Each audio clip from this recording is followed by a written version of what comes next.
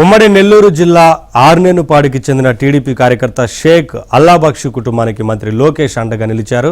జగన్ ప్రభుత్వ హయాంలో అల్లాబక్షు కుటుంబం తీవ్ర వేధింపులకు గురైంది. దీంతో ఇద్దరు పిల్లల బాధ్యతని తామే తీసుకుని అన్ని విధాలా అండగా ఉంటామని హామీ ఇచ్చారు.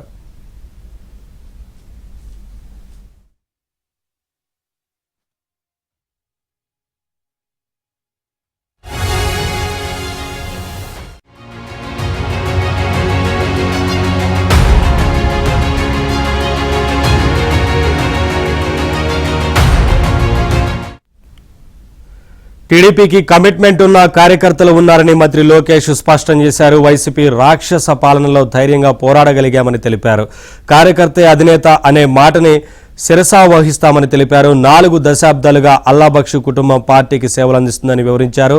లోకేష్ స్వయంగా తమతో మాట్లాడి అండగా నిలవడంతో అల్లాబక్షు ఆయన కుటుంబ సభ్యులు సంతోషం వ్యక్తం చేశారు.